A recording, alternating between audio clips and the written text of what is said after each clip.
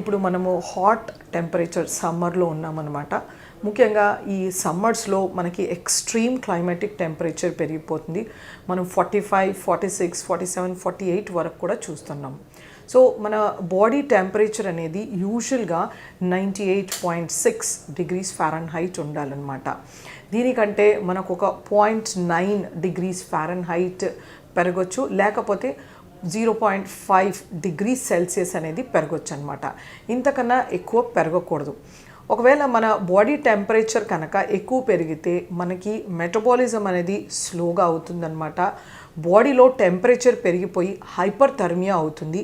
దీనివల్ల మన శరీరంలో ఉన్న మాయిశ్చర్ కానీ వాటర్ కంటెంట్ బయటకు వస్తుంది. ఎక్సెస్ స్వెట్ అయిపోయి డీహైడ్రేషన్ అవుతుందన్నమాట.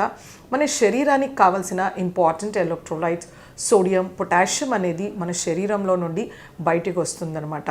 సో ఇది ఎక్కువ టైం కనుక మనకి ఇలా జరిగినప్పుడు, అంటే ఇట్ డిపెండ్స్, మనము సన్ ఎక్స్పోజర్ ఎండలో ఎక్కువసేపు ఉంటున్నామా, లేదా థిక్ క్లోతింగ్ వేసుకుంటున్నామా, జాకెట్స్, జర్కిన్స్ అలాంటివి.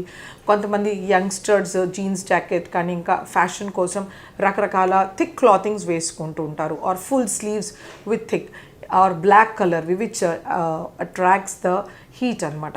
సో ఇలాంటివి జరిగినప్పుడు ఎక్సెస్ హీట్ అవుతుందన్నమాట బాడీలో, అండ్ లాట్ ఆఫ్ స్వెట్ అనేది, చెమట అనేది బయటికి వచ్చేసి వాళ్ళకు డీహైడ్రేషన్ రావచ్చు.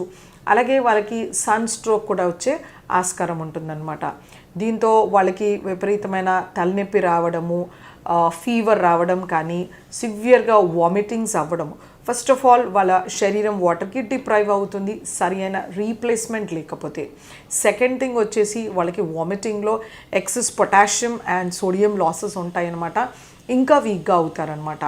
సో అందుచేతనే మనము ఇలాంటి హాట్ టెంపరేచర్స్ ఉన్నప్పుడు మనము జాగ్రత్తగా షెల్టర్ ఉండే ప్లేసెస్ కానీ, అంబ్రెల్లాస్ క్యారీ చేయడం కానీ, లేకపోతే క్యాప్స్ కానీ, షాల్స్ ఇలాంటివి థిన్గా ఉండేవి మనం హెడ్ కవర్ చేసుకుంటూ ఉండేసి, తర్వాత మోస్ట్లీ కంట్రోల్డ్ టెంపరేచర్స్లో ఉండడానికి ట్రై చేయాలి.